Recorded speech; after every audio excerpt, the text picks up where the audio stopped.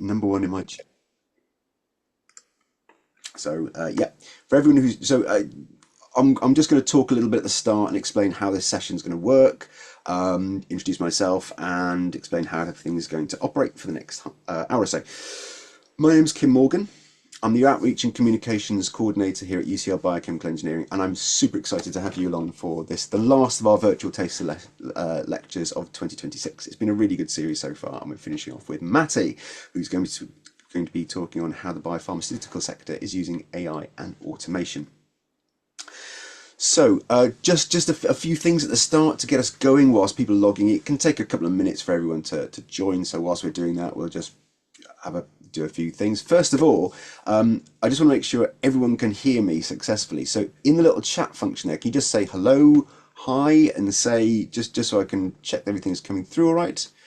Brilliant. Always good to know that people can hear us loud and clear. Thank you very much. And this is just a question. This is really for our information, just we'd like to know. If you could let us know in the chat where you're joining from in the world, it's really interesting. It's especially helpful because these taster lectures have been, we've had some for our time, first thing in the morning, so about 9:30, some at lunchtime, and some in the afternoon. So this one's roughly halfway through our working day, and it's really interesting to see where you're joining from. So we've got some from Dubai, Switzerland, London, actually a couple from London, some from Tanzania, and some from Hertfordshire and Buckinghamshire. So it's really interesting to know that we've got that this time works relatively well for the UK. Our earlier sessions have been quite good for places like Indonesia and India. So that's been very, very interesting and great to know. Thank you for filling that in.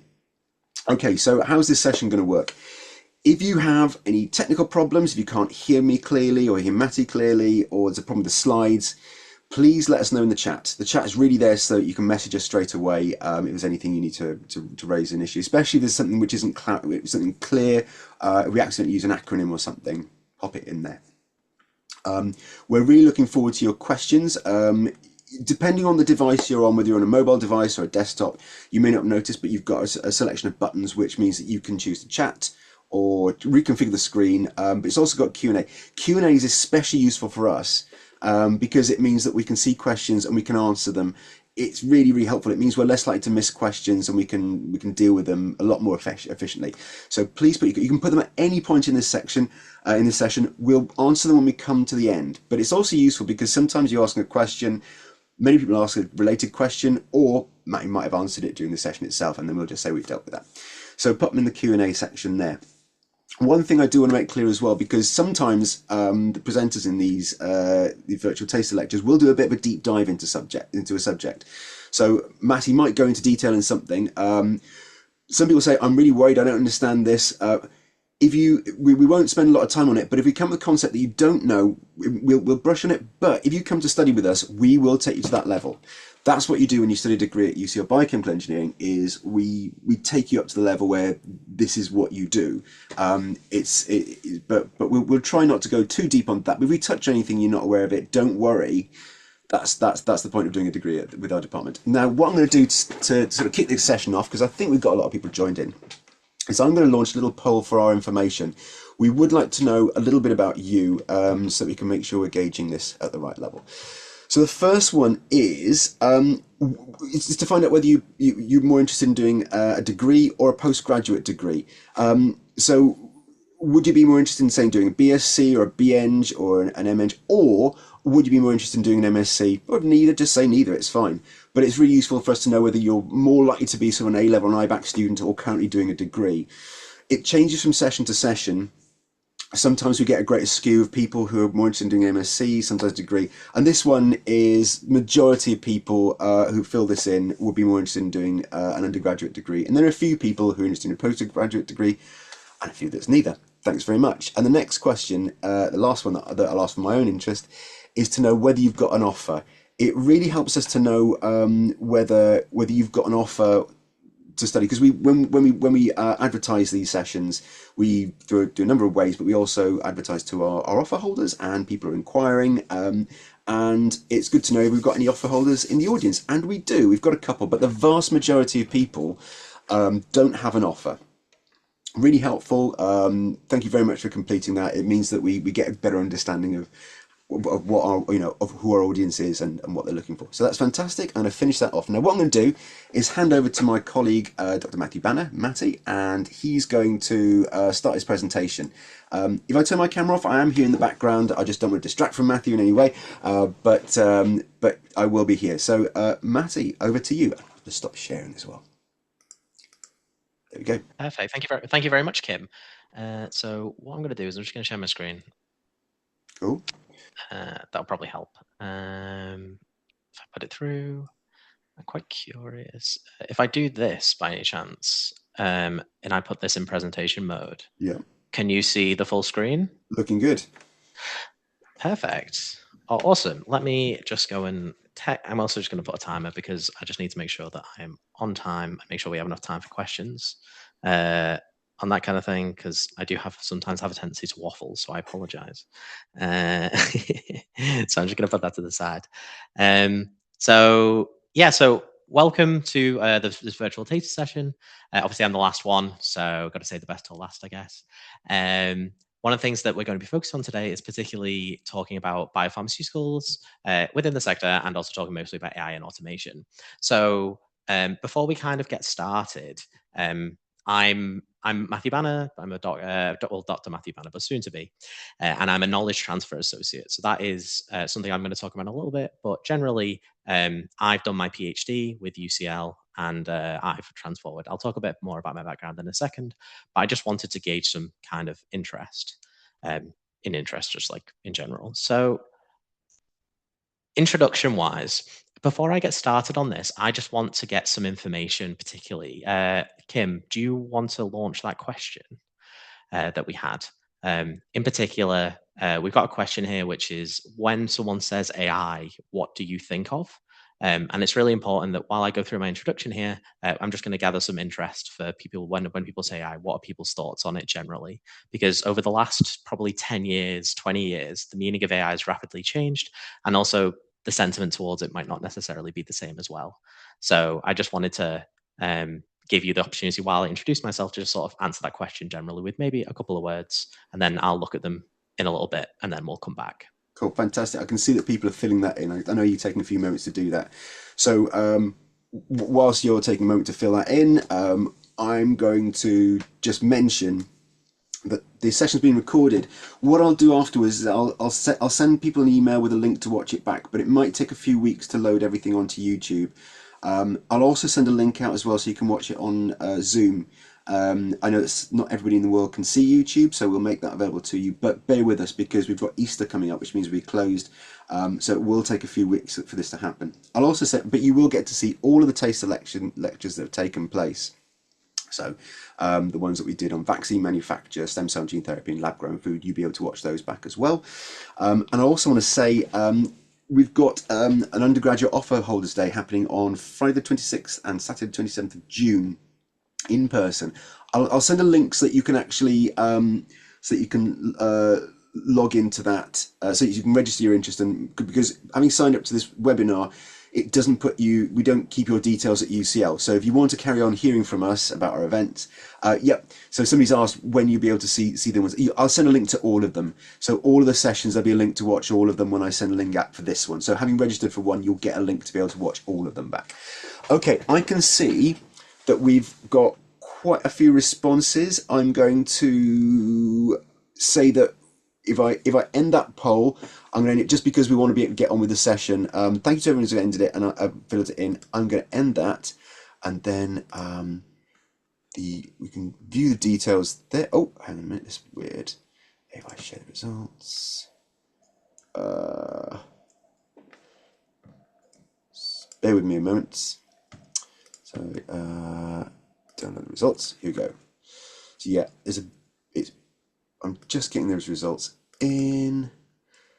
And Matthew, are you able to see those at all, or is it just me? It's just you, I think. I can't see. Okay, I'll find a way to share those then. Bear with us. Just send me a message on Teams, maybe with the copy and paste, and I can look at them. Absolutely. I'll go briefly through my introduction, and I can look at them. So it's not the end. Okay. Yeah, I mean, so great. Yeah. So a bit about myself. Can you still see my screen, Kim? Just double checking. Yep, looking good. Okay, perfect. So a bit about myself. So I had a bit of a weird journey, particularly to get to where I am. I did maths and statistics as my bachelor's at Lancaster University. So obviously not anything to do with biology or chemistry or really any engineering. So I did that for my undergrad, and at the same time I was working as a data scientist. And then what happened was then the pandemic hit, and then I kind of was looking at the options available. And one of the things that came up was particularly an AI driven project at UCL Biochemical Engineering for a PhD. So this was part of one of the things the UCL's kind of biochemical engineering is quite known for in particular is that they have very strong roots to industry. So one of the things that they have is that they have a sort of center of excellence for PhDs where they work collaboratively with industry partners as part of your PhD and sort of have real world impact of your PhD that has real industry experience, industry deployment and also experience. So I did that. I did that along with AstraZeneca, who you might know is a big biopharmaceutical company, and I did that for 4 to 5 years. And that was currently waiting for that to end. And that was a great experience as well, particularly because it allowed me to sort of have this experience of being within academia, but then also within industry as well. So you get the kind of best of both worlds. And currently, what I'm doing is I'm currently working as what's called a knowledge transfer associate or sort of a postdoctoral researcher, again within industry and UCL, but I'm working with another big one, GSK, and we're looking at sort of transferring the knowledge that we've gained, particularly through my PhD, to other companies through Innovate UK. So generally what we're seeing is that biochemical engineering has quite a lot of opportunities, particularly to interact with industry, and also have quite a lot of links. So it's really, really useful to sort of like a bit of a background on like who I am and why I've kind of come on the journey that I have done. So I'm going to be kind of talking generally about some of the responses that we've received, but I'll just very briefly just pop this over just so I can see the poll results. No problem. I'll pop them. They're in the Teams message, so you'll see a list of them coming through there. Really interesting. I mean, thank you for those responses. It's really, really helpful to see what you see. Yes, I mean and yeah, wide variety of responses there. Yeah, it's really interesting. In particular, we're seeing that a lot of it is shortcuts, maybe automation, and like also some people saying high complexity. It's quite interesting because all these are true, and also people are saying ChatGPT, which is the one that I was hoping people would talk about. So it's actually quite interesting. But coming back to like general what we're talking about, AI is an interesting kettle of fish because its definitions kind of changed over time. But the main definition that we've kind of come in the modern world is particularly as an umbrella term, encompassing a wide variety of computational methods that are driven driven to automate processes and also just sort of simulate a human thought a lot of the time. There's quite a few, many different types of AI. So, not to go into too much detail, but AI is generally split into different branches. The ones that we particularly end up seeing a lot of the time are sort of machine learning or natural language processing. But there are other types, for example, in robotics, vision, speech recognition, and also like planning or scheduling. Artificial intelligence covers a wide range of these sort of things. There's an umbrella term for a wide variety. The one that we're going to be focused on in particular, which is kind of related to the stuff that we're talking about, is about machine learning, which is arguably one of the bigger branches of AI and more what we'll typically see. So machine learning generally is a subset and it focuses on identification of patterns and learning from data to be able to make inferences about new data coming in. What this essentially means is that you've got a model that you're training on historic data to be able to make inferences about it and be able to make decisions about new data coming in an accurate way. However, what we find is that actually machine learning is very similar to a lot of stuff that we've particularly seen in the industry and also maybe stuff that you've done in not undergraduate, in like college or even like high school, because actually many of these is sort of machine learning slowly absorb many techniques that we particularly see. So the big one, for example, is multivariate data analysis. Interestingly, what we find is that a lot of these techniques that we've previously done, like linear regression, which I imagine most people probably know, is kind of like the base sort of machine learning technique that's slowly been encompassed into this sort of methodology. And what we're seeing is that many of these sort of techniques are slowly becoming more and more used within the sector, while a lot of them has been previously referred to as MVDA, they're now referred to as machine learning overall. But the idea is that multivariate data analysis are sort of quite useful to use. In particular, what we find is that actually, the way that we sort of think of it, just to sort of have the two differences, is the fact that all NVDA algorithms are machine learning. However, not all machine learning algorithms are included in NVDA. NVDA is mainly the classic ones that we particularly anticipate to see, like linear regression and also like principal component analysis. The reason that we're kind of talking about this in particular today is because what we find is that actually there is a huge trend in the sector, particularly in biopharmaceuticals, focused on utilizing the information that we're gaining because we're generating large amounts of data, is utilizing these sort of machine learning algorithms and NVDA techniques to be able to predict and draw inference from wide, sort of huge data sets that we particularly want to focus on. And what we see here is that in the recent years in particular is that the number of patents and publications that are being published are being increasingly using these sort of techniques. So we're seeing this sort of trend taking over the sector generally. To give a bit more information, particularly about the different types of machine learning algorithms, this is kind of like a bit more of an intro just to settle people in. There's three main types in particular: supervised, unsupervised, and reinforcement. I'm going to go briefly over each, but the one that we're going to be focused on in particular is supervised learning, as that's the stuff that will be applicable in the stuff that we're doing throughout my PhD and the stuff we're going to be talking about. But generally, these can be sort of classified a little bit better with like regression or predicting a continuous variable, classification, i.e. predicting like a label, true or false, unsupervised, which is pattern recognition or clustering pieces of data to identify trends, dimension reduction or reducing the amount of information to a smaller number to make it easier to process, and then reinforcement learning, which is training an algorithm to be able to make decisions through trial and error. Particularly with supervised learning, it's quite the core kind of main concept is utilizing sort of historic data in particular to sort of train a model to be able to identify its parameters to then pop it on unseen data and see how well it performs. Supervised learning, for example, might be a case of training you could think of it almost like when you're a new starter at sort of a new job. Someone will be giving you this information from experience that you'll then be trained up, and then what will happen is that you'll then use that experience to then sort of new stuff coming in. Maybe let's say you're working in like, I don't know, like a fast food restaurant. You get trained how to make a burger. Your stuff coming, you're then using that knowledge that you've then been taught to then, let's say, new menu items come on, which are similar, but you're able to do it with a high level of accuracy. Particular applications are mainly to do with monitoring control and model development, which is where you're developing models to control the process. Design of experiments is a big one, which is where we're designing or running experiments in specific ways so that we extract the most amount of information from our process. And also, for example, clone selection. So if we want to see, for example, within our cell lines that we're developing or sort of new products, we want to be able to identify those that are the best way of expressing it. And these sort of the protometrics are typically like accuracy, precision, recall, but these aren't really that important. But as in like just to give a bit more background. The next thing is that we're going to talk about is obviously the opposite of supervised, which is unsupervised. The key thing here is that we have some data that we have. This is some historic data, and we know that, for example, there are some patterns in there, but we don't know exactly what. So unsupervised learning algorithms can sort of identify these patterns and split them up to be able to draw inference from this data. It's quite useful, particularly because it lets us identify trends in data that we wouldn't normally be able to see, in particular those that are it wouldn't be humanly possible to identify them. And some of these main techniques like principal component analysis or one called TSNE, which is like a relatively new one, these sort of like help reduce the complexity of these data sets and identify these sort of relationships between, like, for example, various parameters in our process.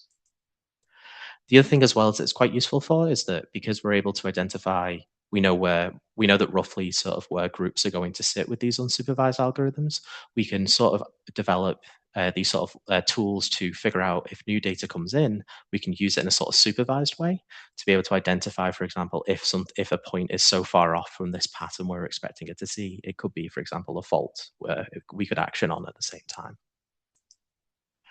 And the last one is reinforcement learning.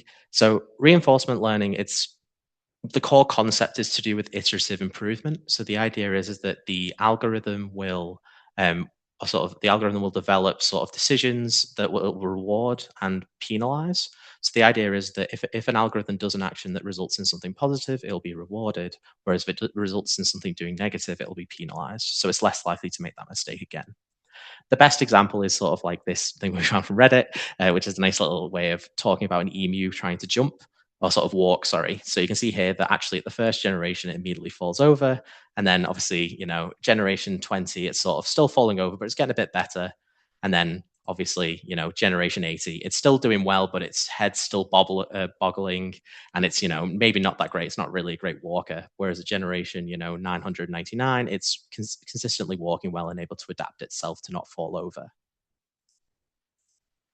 The idea here is that we're sort of utilizing these sort of methods or agents, as they sort of say sometimes, is to sort of develop interactive and reactive sort of processes to optimize our process in real time.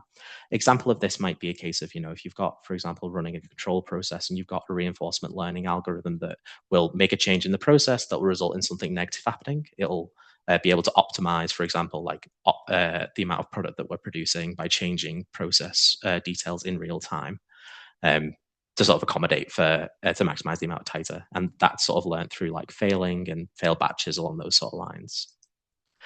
The difficulty is that obviously with reinforcement learning in particular is that it's really complex, as you can see, and it can be actually quite unstable, because what happens is that as you're sort of developing your sort of models, sort of slow little changes in your parameters, because they have knock-on effects, will result in huge impacts of the actual thing. For example, of it falling over, or in this sort of case, you can see for generation 80, the head wobble will slowly increases over time, and that might result in it end up falling over because it's sort of like a continuously effect as the sort of thing goes on. So I've kind of talked a little bit about just sort of thing to settle people in. I'm going to talk a bit about my research, which is utilizing what's called process analytical technology to develop sort of process control, monitoring and control using machine learning and artificial intelligence. That's a very fancy way of saying I'm using machine learning to optimize my processes and monitor things in real time and to control them in real time.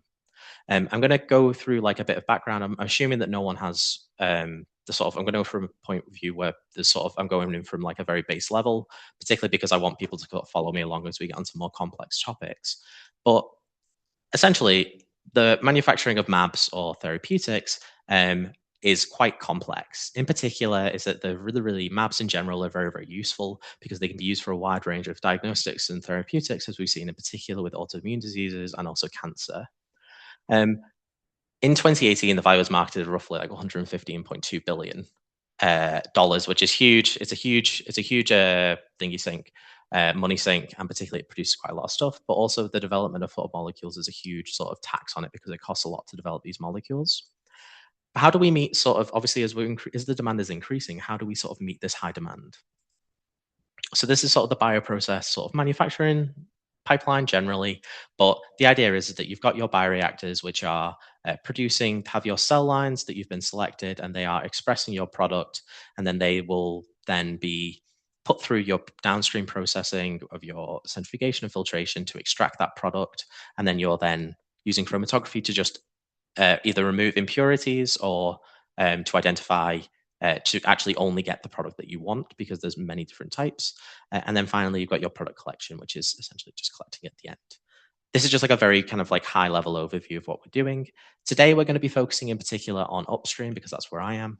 But the idea is that while in principle, this is absolutely fine and this works, there actually are some issues, particularly within the manufacturing process, that kind of raise its ugly head. So in particular, one of the things that we struggle with is heterogeneity. So this idea is that you have your mAbs here, but the actual structure of them, depending what happens in the process, can change. And while this sometimes doesn't necessarily result in the impact the molecule itself or the actual function of it, sometimes certain changes can. So what can actually happen sometimes is that certain sugar patterns, for example, can result in your product being cleared faster. So it means that your medicine might only be as half as effective because it's getting cleared by the body faster. So ideally, that's the kind of thing that we want to be able to reduce, ensure that the products that we're having are long, consistent, and also effective at what they do.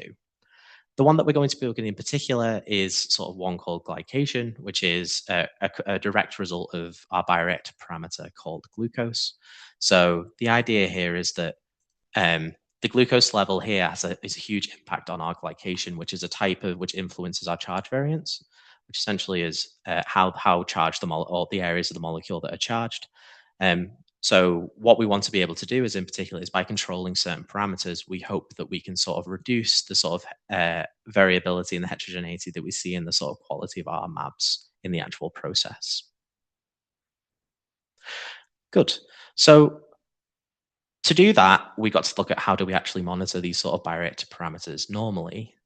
Typically, what we do is we have our bioreactor running and we have our scientist who will come over, take a sample, go into the lab, maybe for anywhere between 15 to 6 hours, and then we'll then go to the control room to take a sample, go to the lab to do some offline analytics to get the concentrations correct, and then take this sample then to the control room to the DCS system, which is essentially the control system, and this will then initiate the control strategy, and an action will happen. The best example of this and the easiest sort of way to consider is that let's say that you take a sample from your bioreactor and your glucose level is below a sort of set point or sort of the level you want it to be, then what will happen is that the bioreactor will add glucose up to that set point.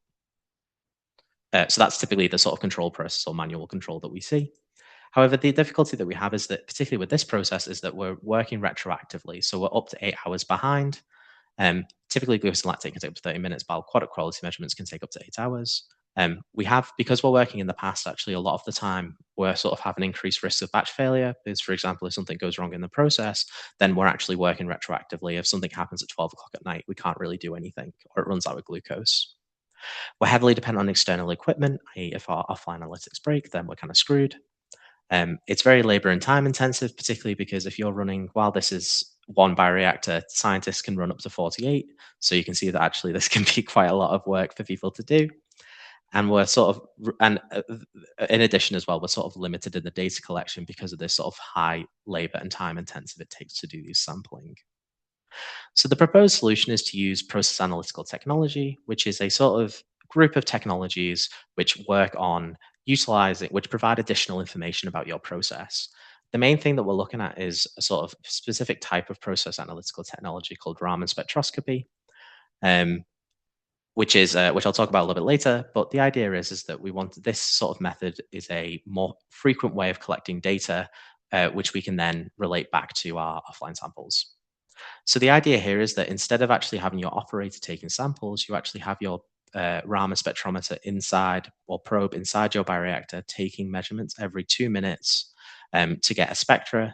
And then your model or your machine learning model will then translate this spectra into a predicted online measurement, i.e. glucose concentration, and this will then trigger your control strategy. The benefits for this in particular are the fact is that we're removing our sort of slow operator, which means that they can actually do better things. So, for example, they can be doing the research or analyzing the data, whereas instead of doing sort of menial tasks. In addition, it sort of relies for it allows for sort of real-time reading and sort of real-time decisions, which means that we can make decisions in the process at real time and figure out what we're doing as opposed to working sort of maybe up to 8 hours behind. We are also able to identify early batch warning indicators. So this idea that if you, for example, see that you've got a building lactate concentration in your reactor, which might, or a sort of negative metabolite, we can sort of identify that and make control strategies to adjust it.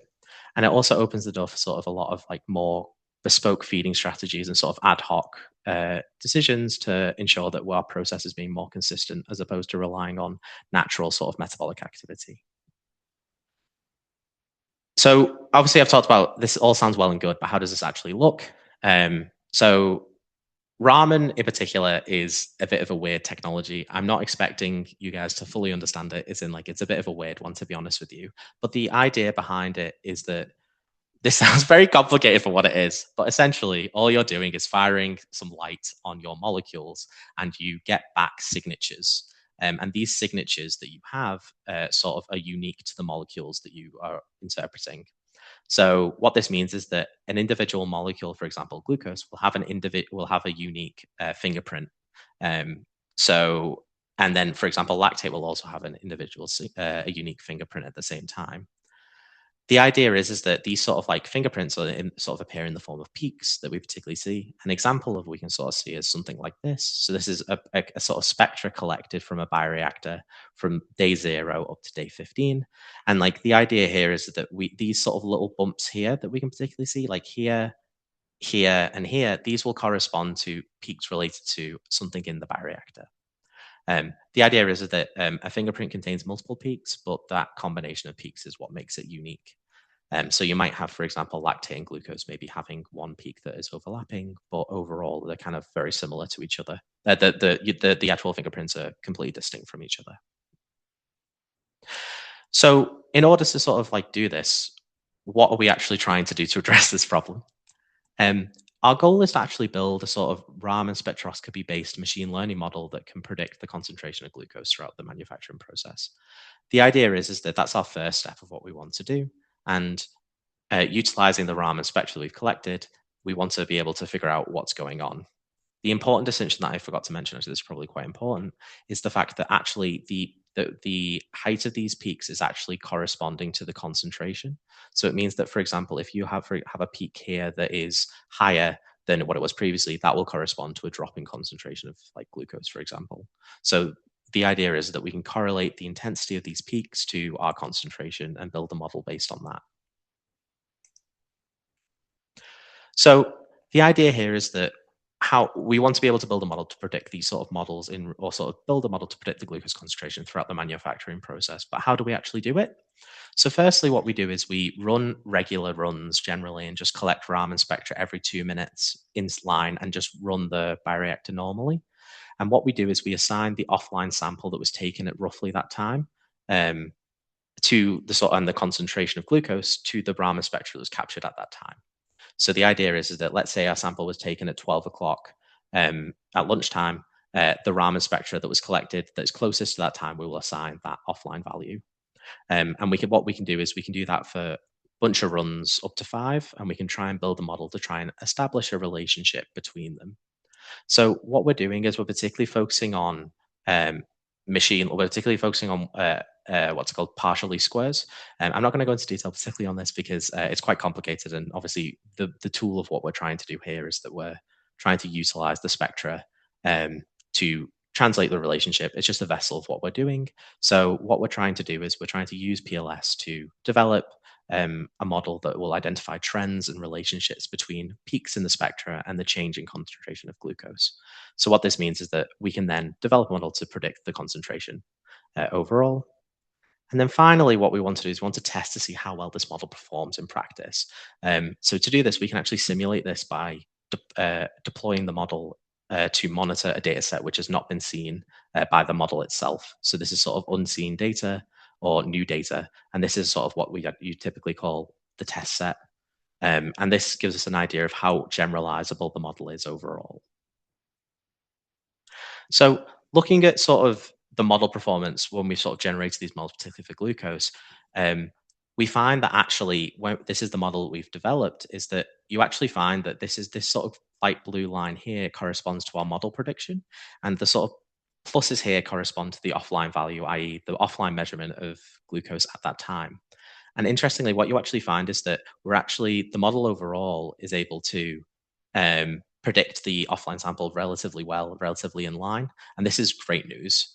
The key thing here is that we're just going to be talking about the model sort of performance metrics, but looking particularly, I'm going to quickly just do a bit out of order just to make life easier. But in particular, what we see here is that the actual model is able to predict it relatively well with a high level of accuracy. In particular, the thing that we're kind of key to identify here is that actually these sort of jumps here are actually corresponding to when a control strategy is triggered, i.e. you've taken a sample from your bioreactor and it's below the set point and you top up to the set point, essentially. Your concentration is below the set point, so you top up to the set point. And as we can see here is that our model is actually able to capture these jumps, which is really, really good because it means we're pretty good at identifying it overall. The other bit of information that we kind of alluded to previously is sort of how well the model captures the variance, i.e. the variability in the offline. And this is typically captured through this metric called R squared, or the coefficient of determination. And all you need to know is that the idea is that you want to get this to close to 1 as possible, and if you're testing and also your training. So the idea is that a close to 1 means that you're kind of accurately predicting you're accurately predicting the concentration and your model's able to capture the variance relatively well. The other interesting part as well is this sort of error that we're seeing, or the root mean square error, and this is a quantification of how far, on average, your these sort of offline points are from the model prediction. So on average, we're actually seeing that for the training set, we're getting, which is essentially everything else in the thing that we've not used, we're getting about 0.25 grams per liter error. And on the test set, it's around about 0.4. This is actually really, really great, because what this means is that this is actually roughly translatable to the error of sort of commercially available offline analyzers. So for example, that's typically around about 0.5. So since we're getting a sort of prediction of 0.4, this is really, really good. So we've shown here that the model can actually predict the glucose relatively well. However, this is great. However, monitoring generally is like not as useful as control. Monitoring these sort of things would be quite useful, but why it doesn't actually action anything. So we have to figure out a way for us to implement the sort of model to control the process overall. So to do this, we wanted to sort of investigate how we can deploy this sort of ramen model into the sort of ramen glucose model into a control process to control and maintain a consistent level of glucose throughout the process. But the question is, how do we actually do that? Because one of the issues is that a lot of these models are built in Python, and connecting like pieces of commercial software and stuff like this is actually quite challenging. So to do that, I'm going to give you a quick schematic of how we actually did it. This is our sort of bioreactor system, which is running our bioreactor and sort of running our process. The interesting part is that this sort of system will request the latest glucose reading, and then what we're running on a separate sort of system, sort of external device, or in our case, a Raspberry Pi, we have this sort of server client sort of thing, where essentially all you need to know for this is that this is running a sort of exchanging information constantly, and this is running our model overall. So the idea is that the bioreactor will request information from this external device, and then the external device will then request the information from the Raman spectrometer.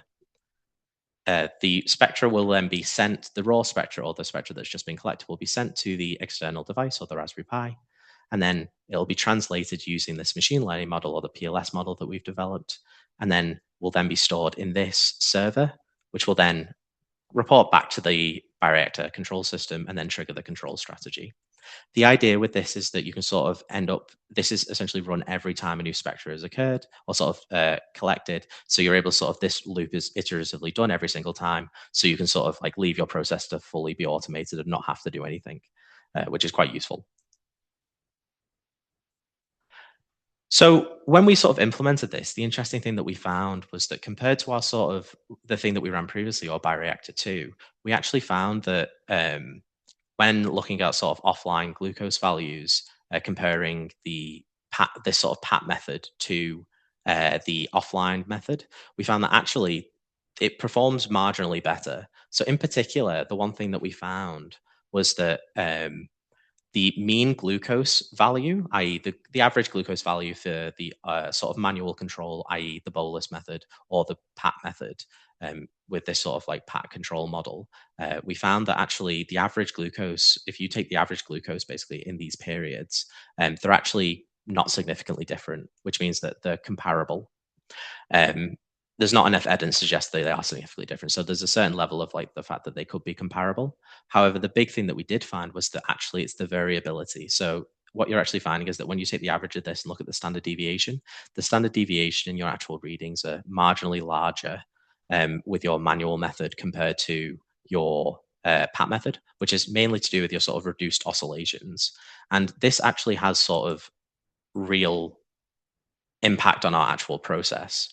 So in particular, what you actually find is that by sort of reducing the amount of oscillations in your process, you can actually end up with your cells reaching higher cell densities and sort of remaining healthier for longer, which means that you can continue your process for longer.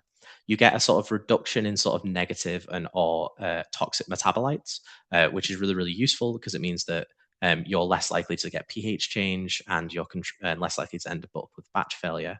But the two key points here is that actually, just by reducing the amount of glucose or sort of the oscillations of glucose within our system, we actually find that you actually end up with sort of you end up with higher product concentrations, and this is sort of we've actually seen up to a 35% increase in titer. It's just by changing the way that we feed glucose, which is really cool because this is like real value from like an industry point of view.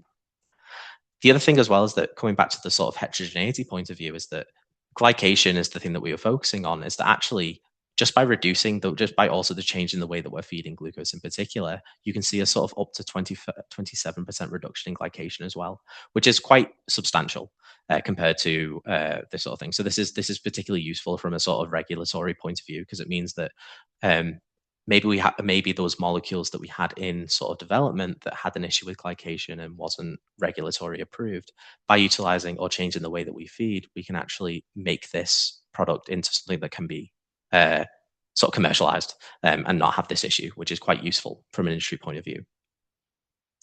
So this sort of thing here is this is what the model actually looks like. So previously we've looked when we looked previously, I'll just go back because it's a little bit easier to go through. But when we looked here, this is the sort of manual method where we're dumping in. We identify below the concentration, it adds up to the set point, et cetera, et cetera. So this is the model predictions overall. And you can see the huge oscillations.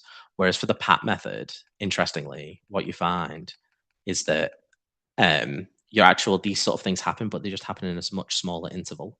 So what you're doing is you're actually still adding the bolus additions, or sort of adding the glucose shots, but just smaller amounts. And this actually works out to be better. The interesting part here is that you see that the model kind of goes a bit ski with here. As with science, most of the time, you end up in a situation where sometimes things don't go to plan.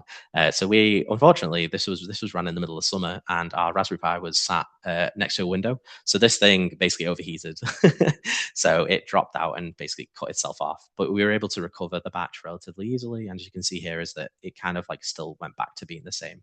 So overall, we were quite content with the results that we had, and the sort of impact of particularly by using sort of glucose control strategies to reduce heterogeneity overall. The sort of thing that the take-home message I just wanted to leave you guys with, or everyone with, sorry, is mostly the fact that, as the sector that you're going into in particular, is that digital skills are becoming more and more important. Sort of traditional, sort of slow reactive processes are kind of being replaced by these sort of real-time and data-driven decision-making tools. And machine learning and PAT are just sort of are enabling a lot of these sort of technologies and transforming these sort of offline dependent things that we would heavily rely on offline equipment to being online using machine learning and AI. The things to consider in particular is that as you're sort of by the time that you kind of end up like get into UCL and do your biochemical engineering, the machine learning, the data analytics will be part of any sector that you go into because it's becoming more and more important generally. So these sort of like skills that you develop within your sort of things are very important, and UCL does a very good job of this. So they have quite a lot of classes in particular on machine learning, data, and a lot of the sort of projects that we have are related to data because we have quite a surplus of it because we work with so many industry partners. So overall, what we're trying to just like seeing here is that by sort of like AI and automation, the benefits include sort of being able to make things that we're able to increase the efficacy and the product quality of any molecules that are being developed. And also what we're able to see is that we're able to improve the accessibility to sort of life-saving therapies, and particularly because we're able to increase the demand. And also we're able to enable sort of previously maybe difficult to manufacture products for molecules that previously obviously didn't pass regulatory approval due to certain characteristics. We're able to have them come through and really be considered overall. But that is pretty much my spiel. I'll put the acknowledgements at the end, but this is just some acknowledgements, particularly from the people within that I've worked with, but particularly AstraZeneca, UCL. So these are some people that might be quite useful to know. Um, but yeah, that's pretty much me. Thank you very much, Matty. That was great. I must warn you, there are quite a lot of questions. So what I'm going to do Okay, is let me let I'm me let me stop sharing. Let me stop sharing my screen so that way I can go back to these questions. yeah. So yeah, I know. Yeah. Sorry, just want to say that we've got. I mean, I've been reading through them as they've been coming through. There are some fantastic questions in there, but I'm going to give Matty a chance to go through them and see whether there's anything, he can answer together or maybe consider something thematic because we've got 15 minutes, but we're not going to get through all the questions. But I just want to allow Matty to go through those first of all, and maybe pick the ones that we can get through most, or that he feels that is would be most useful to go back and refer to. Okay. So I can actually go through. So these are actually some good questions. Some of them are quite interesting. So I'll talk about the ethics one. Ethics is an interesting one because this is something that is very important. So someone mentioned about the fact that biopharmaceutical sector, it's not just the biopharmaceutical. Generally, anyone, a lot of medical stuff generally is quite unethical. Historically been quite unethical. In particular about black natives in the US, Aborigines in the EU, disabled in the EU. How will AI be any different? So the idea here is that how does someone in AI ensure this sort of thing? So the first thing is to ensure that as scientists we're applying foresight and not hindsight, which is this idea of when we're developing these tools, we're making sure that we're being assessment of the impact of the potential things. So what that means is that we're ensuring that whether we're developing a sort of technology or sort of maybe even particular medicines, we're ensuring that the sample sets that we have and the data that we in particular are developing is representative of the end product, i.e., it's got a wide variety of men, women, people from various different backgrounds and also different races, because we know these have impacts overall. How can we ensure that AI is any different? It's quite hard for people to do that generally. However, what we can do is that develop an ethos in particular of ensuring that we're employing a foresight and not a hindsight technology, i.e., we're foreseeing problems that can come about and ensuring that these are um, these are sort of implemented into our workflows to make sure that these things don't happen again, basically. So there's that one. Okay, let's see the one. I got that one. What's the difference between machine learning and AI? I believe there's more in-depth version. So it's true. So deep learning is mainly focused particularly on neural nets. So neural nets are marginally more complicated than a lot of the machine learning techniques. However, the idea is that because of like the way that we're moving forward, the interpretability of extracting information, particularly from deep learning, is quite difficult. So for example, when you see a lot of these sort of applications of machine learning potentially going wrong or stuff like this, it's because they haven't really considered the interpretability of the model. So, for example, you might find that there was something to it like there's a book, I can't remember what it is, but it's talking about AI fails because it's quite an interesting one to look at because it considers this idea of looking at your sort of models and seeing that, okay, well, this is previously, for example, it could be that a big one, for example, that I can think off the top of my head was a deep learning medical scanner that was looking at X-rays or MRIs, and what happened was it had like a near enough 100% accuracy every single time, and people were really hyping this thing up. However, it turned out that when they looked at the actual coefficients of the models and generally, they found that actually the markers it was focusing on was just the person who signed it, the doctor who signed it. So actually, what happened was it wasn't actually looking at the actual scan itself. It was focusing particularly on the signature of particular doctors. So this is why, as in, like, it's quite important to have this sort of thing. But the general difference is the fact that deep learning is generally a lot more complicated and it's more focused on neural nets. And it's whereas compared to machine learning, which are still useful and they're a lot more simpler, but these typically require lower amounts of data, whereas deep learning requires marginally larger data sets to be able to use. Do all AIs, what we call them, have a mix of all three versions of machine learning? No. So machine learning is typically just those. So, however, the idea is that machine learning can be employed to identify those sort of things. But yeah, that's the idea is that that's just particularly machine learning. But you can apply machine learning techniques, for example, to do scheduling and stuff like this. But generally, they kind of it's becoming less and less clear, particularly on it. But I just wanted to have that definition, particularly as a way of doing it. Is it possible that doing unsupervised with the model to farm basis through human interaction that could affect pattern recognition? Sorry, could you just I give a Tracy the question because they won't have heard what you Oh, asked. sorry. Oh, So I'm sorry. just to give a bit more detail about what you asked, what you're being asked. No, it's fine. So I'm not going to answer that. That one's the thing. I can answer that one afterwards. I can type an answer for that one. Okay. Is AI too vague, too error prone, not mission critical enough to do anything useful?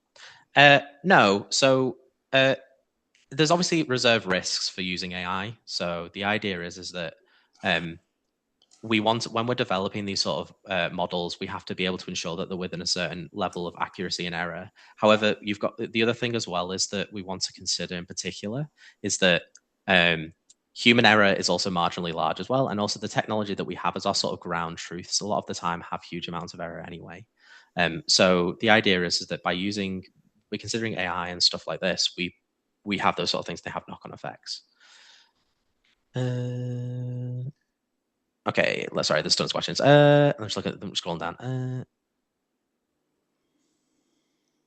Okay, so Imogen, if we know the glucose concentration is proportional to Raman peak height, is there a reason we can't directly predict glucose concentration from the spectra by directly calculating without having a generate complex machine learning algorithms? This is a very good point. Why can't we do that? So actually, this is the first thought that I had when I firstly started. So I just had the known peaks. However, the concern is that actually throughout the process, there are other factors that impact your spectra. So what actually happens is that peak can actually peak and not actually be the same wave number location. And also, depending on the water content, it also changes. So what actually ends up happening is that you can, if you just build a model from known peaks, your model will perform very badly. And this is from experience. So the idea is that by using what you actually find sometimes is that when you're actually building the model, it'll actually pick up not just glucose, but also metabolic relationships. So, for example, it might pick up lactate or some other things, or maybe even your cell count as part of the model to be able to, because what happens is it's just based on correlations. But this is a good question actually. So good one, Imogen.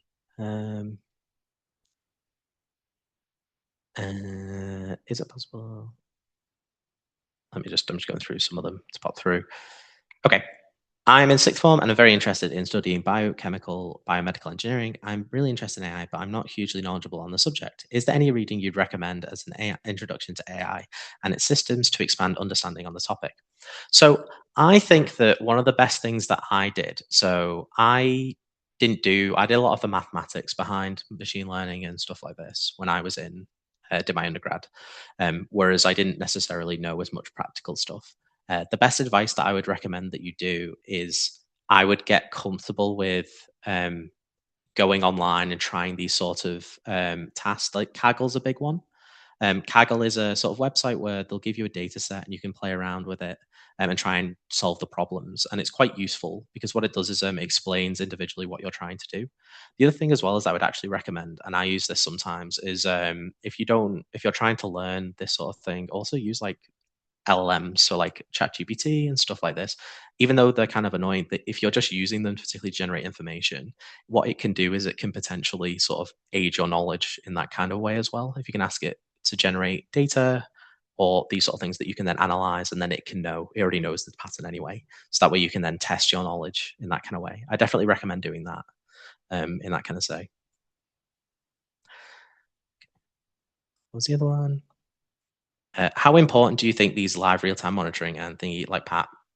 Sorry, how important do you think these live/real-time monitoring and managing tech like PAT are for biopharma? So they're big. They're actually very, very huge. Oh God.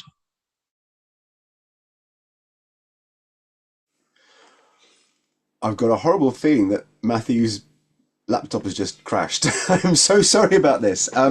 What I'm going to do is I'm going to see whether Matty can actually rejoin. It might just be that the power has gone on his laptop, the battery, maybe the power supply wasn't plugged in. But it seemed to be quite catastrophic about that. So I'm really, really sorry. We've got 5 more minutes to go, so we'll hold on and see if we can get Matty back in.